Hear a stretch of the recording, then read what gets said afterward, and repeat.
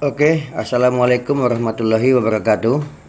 Jumpa kembali di pertemuan ketiga ya untuk kuliah gejala medan tinggi.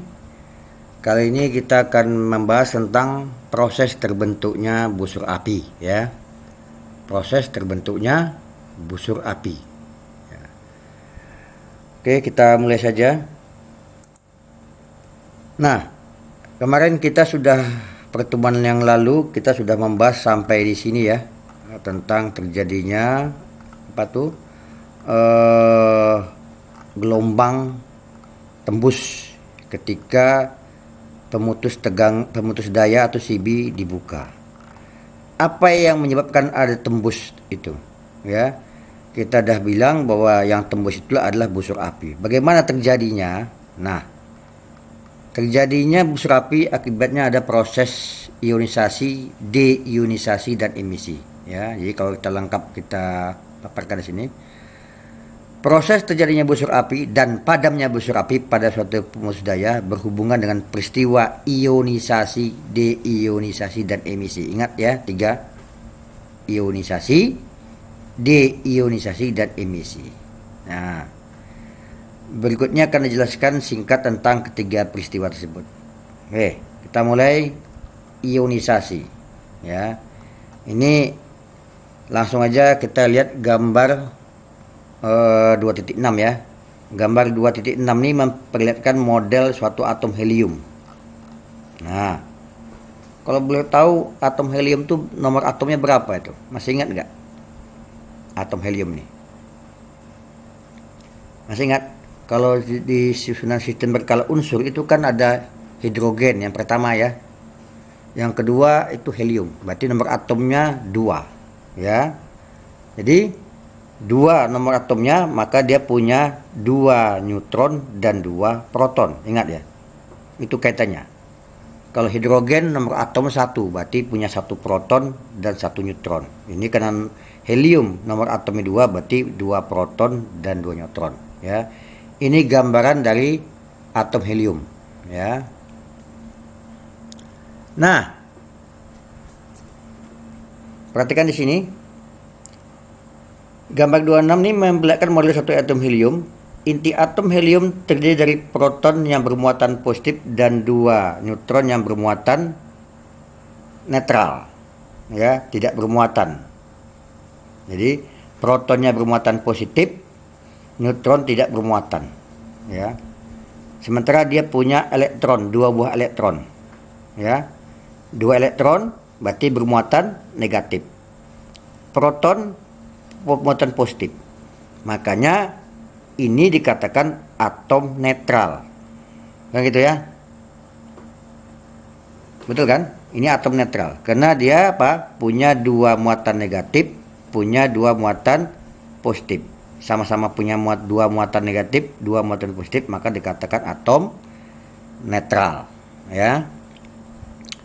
2 elektron ini berputar mengelilingi inti, ya, dengan lintasan yang berbeda. Tiap elektron mempunyai energi ikat pasti ya.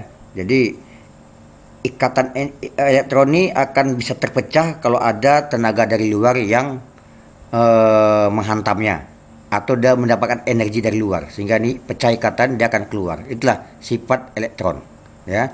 Dia terikat dengan inti akibat ada gaya ikat. Tapi ketika gaya ikat ini diusik oleh energi dari luar, maka ini bisa jadi lepas, akan menjadi elektron bebas. Nah, jadi ceritanya di sini ini ada atom bebas, atom netral ya, yang dia atom helium.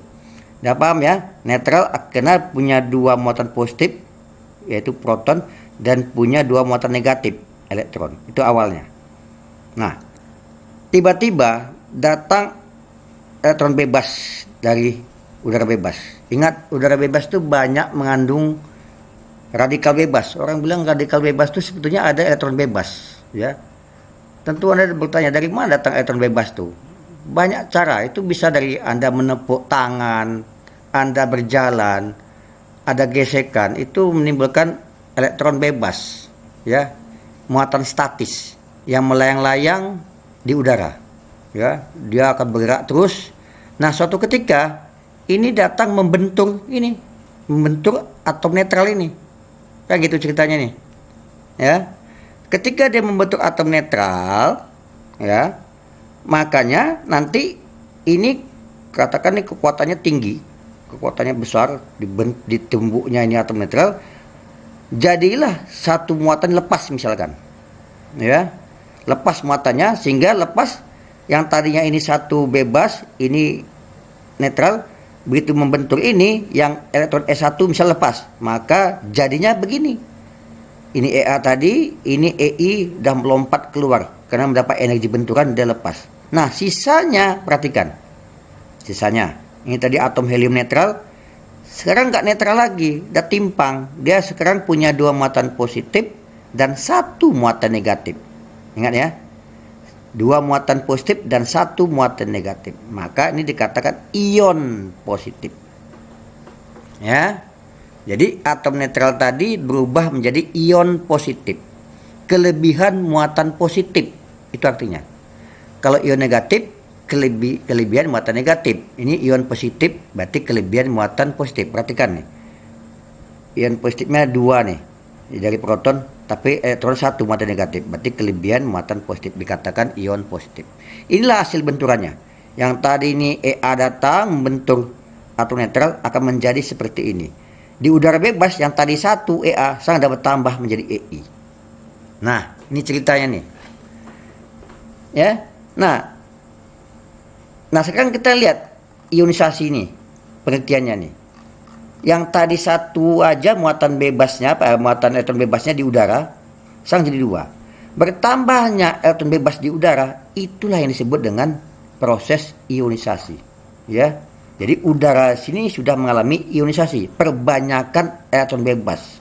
Nah, dalam hal ini perbanyakan elektron bebasnya akibat benturan, ya. Nah, coba kita baca ulang, ya. Terlepasnya elektron dari ikatan atom netral menjadi elektron bebas disebut ionisasi. Jadi terlepasnya elektron dari ikatan atom netral, nih, terlepasnya elektron dari ikatan atom netral, ya, itu disebut dengan ionisasi, ya, paham ya? Artinya di sini terjadi perbanyakan elektron bebas di udara. Nah, coba ini dipahami dulu nih. Ini kunci di sini nih. Bahasan selanjutnya akan mengacu ke sini. Kita ulangi lagi ya. Ini tadinya atom netral. Ngapa dikatakan netral? Karena dia seimbang, punya 2 muatan positif, punya 2 muatan negatif nih. Elektron bebasnya 2. Dikatakan atom netral. Kok 2? Karena helium. Helium itu nomor atomnya 2. Tiba-tiba datang gempuran elektron bebas di udara. Ini bisa banyak ya. Ini kita misalnya 1 aja membentuk atom netral ini. Akibatnya ada energi yang memancing salah satu atom bebas ini misalkan terlompat keluar. Nah, setelah peristiwa benturan ini maka jadinya akan seperti ini, ya. Yang tadi di udara bebas hanya 1 elektron bebas, ya, Ea, sekarang dah 2 elektron bebasnya, 1 Ea dan 1 Ei. Berasal dari mana? Dari sini tadi. Nah, sisanya atom netral akan berubah menjadi ion positif. Mengapa ion positif? Karena ada kelebihan muatan positif. Lihat nih. 1, 2. Negatifnya 1. Maka dikatakan bermuatan positif. Ya. Nah, peristiwa lepasnya elektron bebas yang tadi terikat di atom netral menjadi terlompat keluar, itulah dikatakan proses ionisasi. Dengan adanya ionisasi berarti memperbanyak elektron bebas di udara. Ya, itu dia ceritanya. Nah, sampai sini bisa dipahami ya. Oke, ini ionisasi. Nah, ionisasi dalam gas itu ya, berarti udara juga termasuk dalam kategori gas ya. Dapat terjadi karena 3 hal. Ya, 1, karena adanya radiasi sinar kosmis, adanya massa yang membentuk gas, dan karena kenaikan temperatur. 3 ya. Jadi ini kalau kita definisikan di 3, radiasi sinar kosmis, ionisasi benturan, dan ini kenaikan temperatur, ionisasi termal. Nah, kita kupas dulu yang ini. Radiasi sinar kosmis. Radiasi sinar kosmis itu adalah radiasi yang datang dari alam ya, dari langit ya. Ruang di atas bumi ini terus-menerus dibombardir dengan partikel-partikel submikroskopik yang berenergi tinggi. Nah, ini ceritanya ini ya kan. kita nggak nampak di mata kita. Tapi bumi ini selalu dibombardir dengan partikel-partikel submikroskopik yang kecil-kecil berenergi tinggi. Sinar matahari adalah salah satunya. Ingat ya, sinar matahari juga termasuk dalam sinar kosmis. Nah, sebagian berasal dari matahari. Nah, barusan disebut. Yang sering disebut sinar kosmis. Sebagian lagi berasal dari pemisahan bahan radioaktif yang setiap menit terjadi dalam bumi. Nah, ini bahan radioaktif itu rupanya setiap menit itu terjadi pelepasan muatan-muatan negatif. Itu terus terjadi. Itu dikatakan apa istilahnya itu ya? Lupa saya istilah itu. Dia ada bahan radioaktif itu selalu melepaskan muatan. Lupa saya istilahnya. Tadi ingat, saya lupa lagi. Nah, partikel berenergi tinggi ini membentuk elektron molekul netral. Nah, jadi kayak peristiwa yang barusan tadi, sehingga elektron terlepas dari molekul netral. Jadi kayak peristiwa ini tadi, ya. Jadi akibat ada benturan-benturan ini elektron bebas ya dari sinar matahari, dari Anda menepuk-nepuk meja, Anda berjalan, itu gesekan-gesekan itu menimbulkan elektron bebas di udara. Semakin banyak orang beraktivitas, berarti logikanya semakin banyak elektron bebas. Ini elektron bebas yang bersifat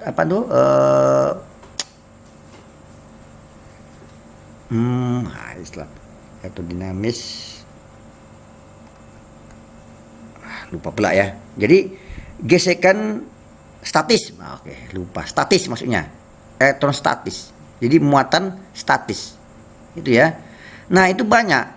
Dari gesekan, dari tepukan, dari Anda membuka pintu mobil, itu menimbulkan. Dari panas itu tadi sinar kosmis menimbulkan elektron bebas. Bayangkan ini selalu menggempur elektron bebas di udara. Udara ini mengandung nitrogen. Nitrogen kan juga kayak gini, netral.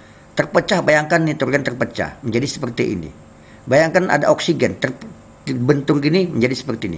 Hampir semua atom netral ada di udara terjadi proses benturan sehingga memperbanyak dari elektron bebas di udara. Makin banyak elektron bebas, berarti di udara itu konsentrasinya makin tinggi, dikatakan udara itu sudah terionisasi. Kalau itu terjadi, ya itulah ionisasi, memperbanyak elektron bebas di udara. Ya, karena sinar kosmis. Nah, yang kedua ionisasi benturan. Nah, ini cerita tadi lagi nih. Ya, gambar 27 ya, memperlihatkan dua elektroda sejajar. Lihat gambar 27 nih. Nah, ini contohnya. Ini ada dua plat sejajar katanya yang dipisahkan ban isolasi gas. Bayangkan nih gas. Ya. Terserah mau udara atau apa. Ya. Jika kedua elektroda dihubungkan dengan sumber tegangan searah. Kok searah, Pak? Ya, biar nampak prosesnya. Boleh kah bolak-balik? Boleh bolak-balik, nanti kita cerita bolak-balik. Sang sarah dulu. Supaya nampak proses kemana larinya elektron bebas ini, kemana pula larinya si atom netral nih, atau ion netral, ion positif ya, setelah terjadi benturan. Ini kan, setelah benturan kan bergerak nih. Ini kemana, ini kemana. Nah, itu mau kita ceritakan.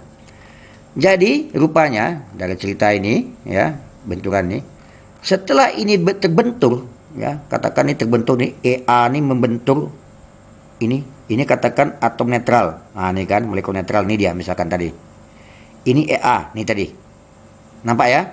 Membentur kemari. Ini anoda bermuatan kutub positif. Ini katoda, kutub negatif, sumber tegangan DC. Berarti ada medan di sini. Terbayang ya? Medan. Arah medan dari anoda ke katoda. Ada medan. Berarti ini kita ceritanya benturan terjadi dalam ruang medan. Apa yang terjadi? Ketika terjadi proses benturan kayak tadi ini, ya, si elektron bebasnya rupanya akan pergi ke anoda. Jadi EA dan EI ini akan jalan, dia menuju ke anoda. Ya, gitu ceritanya. Sesampainya di anoda, kedua elektron bebasnya akan menyatu dengan logam ini. Ya, ini muatan negatif ya. Ini muatan positif anoda bergabung, menyatu dia melebur ke dalam elektron-elektron di dalam anoda. Kayak gitu ya. Elektron bebas sampai dia ke sini. Nah, sementara yang si ion negatif, ion positif sisanya, kan ion positif nih hasil benturannya akan menuju ke katoda. Katoda ini kan negatif ya. Ini tadi ion positif. maka dia akan kemari. Sesampainya di sini, nah dia akan menarik si elektron di dalam ini keluar. Itu sifatnya si ion negatif. Ion negatif itu selalu menarik elektron bebas, menarik elektron dari si plat yang di sini, sehingga keluarlah elektronnya kemari, ya kan? Jadi ini yang tadi elektron bebasnya bergerak kemari ke anoda, melebur jadi satu, sementara si ion positif sisanya akan bergerak menuju katoda, sehingga keluarlah elektron bebasnya.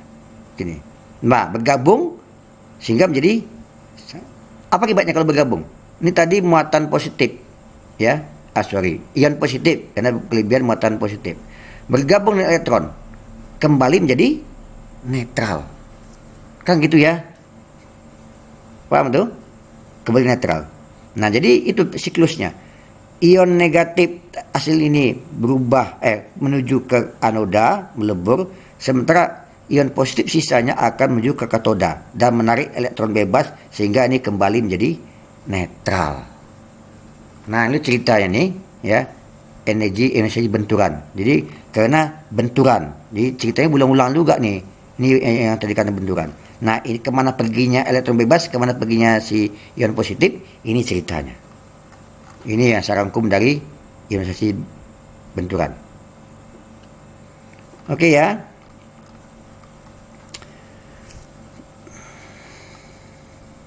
Kemudian sekarang ionisasi termal. Ya. Jika temperatur gas dalam satu bejana tertutup dinaikkan, di temperatur gas, katakan udara juga dinaikkan, maka molekul-molekul gas akan bersirkulasi. Ya, molekul-molekul udara akan bersirkulasi dengan kecepatan tinggi. Nah, sehingga semakin terjadi benturan, kan gitu ya. Logikanya kan kalau EA ini makin cepat, ini makin cepat, tentu makin cepat terjadi benturan ya. Kan gitu. Semakin tercepat terjadinya ion lepas ini. Kan gitu ya. Jadi suhu, temperatur mempercepat proses. Dia tidak banyak, tapi karena cepatnya itu, maka sering terjadilah ionisasi ini. Itu jadi temperatur dapat meningkatkan, mempercepat terjadinya ionisasi. Mempercepat ya. Yang tadi bertambah satu, sekarang satu. Jadi banyak. Nah itu dia. Itulah pengaruh temperatur atau dikatakan ionisasi termal. Oke, bisa dipahami ya. Jadi pertama sinar kosmis, saya ulangi lagi. Sinar kosmis ini menyebabkan ionisasi akibat apa? Partikel-partikel ini. Ini yang maksudnya sinar kosmis. Datang dari mana nih? Dari sinar kosmis salah satunya. Kalau ini makin banyak, makin banyak peluang terjadinya benturan. Nah, kemudian ionisasi benturan. Ya, proses benturan ini yang dikatakan ionisasi benturan. Termal mempercepat benturan. Itu kaitannya. Ya. Jadi kosmis itu sumber elektron bebas, benturan proses terjadi ionisasi, sementara termal mempercepat ionisasi ini, mempercepat benturan. Udah paham ya? Coba Anda baca pelan-pelan sekali. Dengarkan video saya dan Anda baca pelan-pelan, pasti Anda bisa paham. Sekarang kita lihat deionisasi, ini kebalikannya. Jadi kalau tadi ionisasi memperbanyak jumlah elektron bebas di udara, sekarang deionisasi. Apa pula ini ceritanya? Coba kita lihat ya. Jika suatu elektron bebas bergabung dengan suatu ion positif, maka akan dihasilkan suatu molekul netral. Apa iya ya? Coba kita lihat. Kita baca ulang. Jika suatu elektron bebas bergabung dengan suatu ion positif, akan dihasilkan suatu molekul netral. Betul tuh. Oke, kembali ke citasinya tadi. Ini tadi misalkan ini kurang berapa elektron nih? Kurang satu elektron kan? Dikatakan bermuatan positif, ion positif, kelebihan positif. Sini butuh satu elektron lagi supaya jadi netral. Ketika ini mendekati ini katoda, maka dia akan menarik elektron di katoda ini, ya. Sehingga keluar bergabung menjadi satu dengan ion positif sehingga jadi netral. Berarti benar bergabungnya elektron bebas ke ion positif akan menjadi netral. Nah, ngapa itu dikatakan ionisasi? Karena dengan begitu berkurang elektronnya kan. Semakin banyak elektron bebas bergabung dengan ion-ion positif, maka elektron bebas di udara semakin kurang. Nah, berkurangnya elektron bebas itu dikatakan deionisasi. Kan gitu ya. Peristiwa penggabungan yang disebut deionisasi. Ya, deionisasi akan mengurangi partikel bermuatan dalam suatu gas. Betul. Yang ion positif jadi nggak ada, yang ion negatif pun yang jadi elektron bebas tidak ada, bergabung menjadi atom netral. Jadi bayangkan kalau di udara tuh banyak atom netral, itulah udara sehat. Tidak ada muatan positif, tidak ada muatan negatif. Kalau ini kan enggak. Ini timpang, ada muatan positif, ion positif, ada muatan negatif, elektron bebas. Nah, kalau di udara banyak ini, wah ini nggak sehat. Kalau orang kesehatan bilang nggak sehat. Tapi kalau semua atom di udara ini netral semua, maka dikatakan kalau orang kesehatan bilang sehat. Kalau elektro bilang itulah terjadi deionisasi. Nah, kalau deionisasi, peristiwa busur api nggak terjadi. Kok bisa? Nanti ceritanya. Kayak gitu ya. Jadi deionisasi ini kalau dalam orang kesehatan menciptakan udara sehat, udara yang atom netral. Kayak gitu ya. Jadi deionisasi ini bergabungnya elektron bebas ya dengan ion positif sehingga menjadi atom netral. Itulah definisi dari deionisasi. Ya. Paham ya? Saya cepat aja nih. Karena saya baca duluan. Oke. Itu ada beberapa jenis. Nanti ada namanya deionisasi medan elektrik, ada deionisasi akibat rekombinasi, dan deionisasi akibat pendinginan. Ini ada tangkapan elektron. Saya akan kupas satu-satu ya. Tadi apa? Deionisasi adanya penggabungan elektron bebas dengan ion positif sehingga menjadi netral. Artinya terjadi pengurangan elektron bebas di udara. Sehingga makin banyak terbentuk atom netral. Itulah deionisasi. Nah, ini terjadi pertama karena deionisasi medan elektrik. Apa cerita ini? Telah dijelaskan sebelumnya bahwa medan elektrik timbul di antara dua plat sejajar bertegangan. Yang tadi ini ceritanya nih. Yang gitu ya. Medan elektrik ini akan menimbulkan gaya pada setiap muatan yang terdapat di antara elektroda. Nah, ini cerita tadi lagi nih. Elektron bebas bergerak menuju anoda, ion positif bergerak menuju katoda. Nih. Elektron bebas ke anoda, ion positif ke katoda. Sedangkan jika elektron bebas tiba di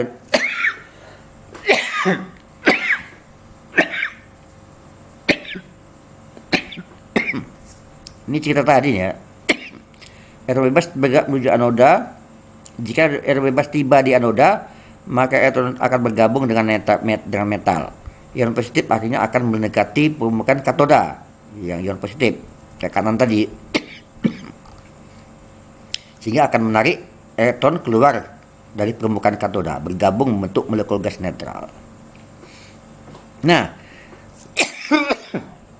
jika di antara dua elektroda tidak terjadi proses ionisasi, artinya nggak ada benturan lagi, kan artinya makin habis nih elektron bebasnya kan gitu. Makanya muatan proses ini akan melenyapkan semua elektron bebas di gas dan mengubah semua ion positif menjadi netral. Itu ngapa disebut ionisasi. Jadi akan menghabiskan elektron bebas. Kan gitu ya. Kalau ini sudah bergabung kemari sampai di sini tak membentuk, berarti berkuranglah elektronnya. Satu. Ini pun menjadi netral sehingga akibatnya udara sini sehat. Nah, kondisi itulah dikatakan deionisasi. Paham ya? Yang ion positif kembali jadi netral dan elektron ini kembali ke anoda. Hilang. Nah, kalau hilang berarti tercapailah proses deionisasi akibat medan listrik. Ngapa gitu medan listrik? Karena dia dalam kondisi ada medan listrik. Ya. Jadi berbeda ya tadi. Ini kalau di udara bebas acak ya. Ini bentukannya acak. Bisa ke sana, bisa dari sini, acak. Namanya ruang terbuka. Tapi kalau dalam keadaan ada medan, ini terjadi keteraturan. Elektronnya bergerak menuju anoda. Sambil bergerak, sambil menghantam. Ini terjadi. Kalau ini kan udara bebas, acak dia. Ini enggak, datar arah dia. Sambil bergerak dia menghantam. Berdoa aja lah elektron bebas nih kemari tanpa menghantam. Enggak terjadi ionisasi. Tapi kalau sempat menghantam, terjadi pecah ini menjadi ionisasi. Nah, kalau selamat EA ini sampai ke ujung, berarti berhasil dia hilang, itulah deionisasi. Dan ion positif berhasil menarik elektron sini menjadi netral, itulah deionisasi. Berarti menciptakan udara yang hanya terdiri dari atom-atom netral saja. Elektronnya habis di anoda, ya kan? Sementara yang ion positif akan jadi netral akibat menarik elektron dari katoda. Itu singkat cerita dari deionisasi medan elektrik. Paham ya? Kemudian lagi ada deionisasi akibat rekombinasi. Rekombinasi itu apa? Sebenarnya ceritanya berulang-ulang nih. Ini tadi. Rekombinasi, mengkombinasi kembali. Ya, mengkombinasi kembali. Nih. Ya, yang tadi ion positif menarik elektron bebas elektron dari katoda, artinya ini bergabung menjadi atom netral. Terjadi kombinasi. Kan gitu ya. Itu namanya rekombinasi. Dan itu terjadi di mana? Di antara bidang batas antara logam dengan gas. Makanya ini deionisasi akibat rekombinasi ini tidak terjadi di udara jarang terjadi di gas katanya kan. Nggak mungkin. Kalau di gas tak mungkin. Tapi terjadi di bidang batas antara logam dengan ion positifnya.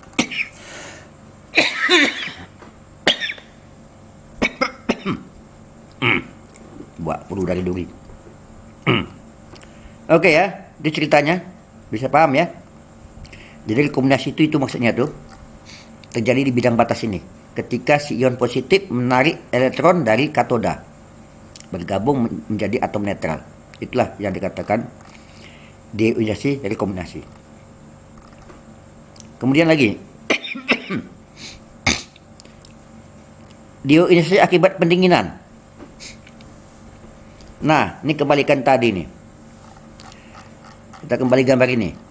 Kalau di sini terjadi pemanasan, tadi temperatur itu geraknya makin cepat.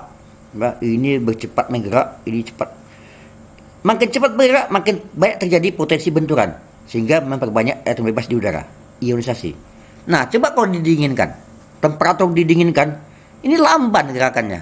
Lamban. Nah, kalau lamban berarti potensi sering terjadinya benturan semakin kecil kan.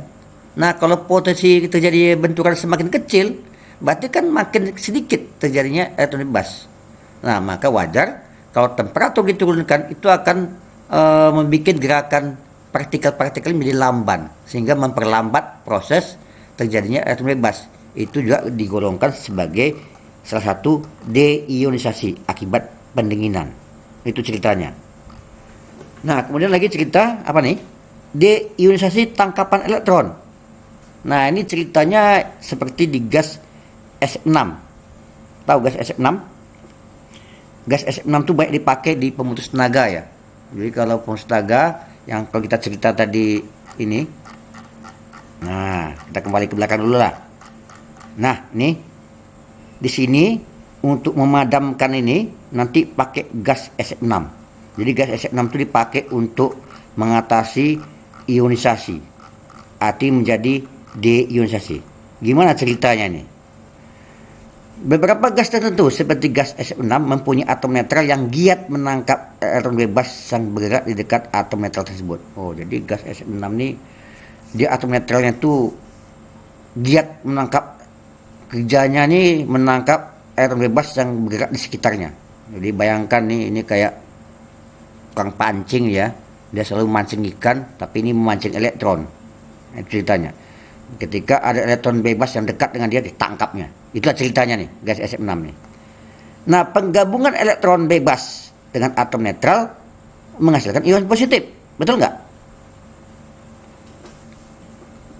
Ya, betul kan? Kan tadi SF6 ini kan netral nih.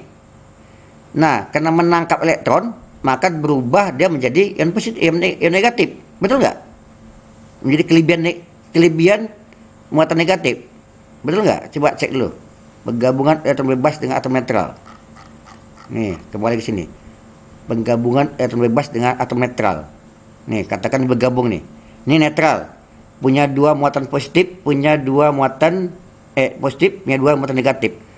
Tahu-tahu ada elektron bebas bergabung sama dia karena dia tukang makan, kerja makan nih, nangkap elektron bebas. Nah, sekarang yang tadi punya dua, katakan nih SF6 ya, punya dua elektron jadi tiga kan? Kan tuh. Nah, timpang kan. Protonnya dua, berarti muatan positif dua, muatan negatif jadi tiga karena menangkap elektron bebas. Nah, artinya yang tadi netral menjadi ion negatif karena kelebihan elektron.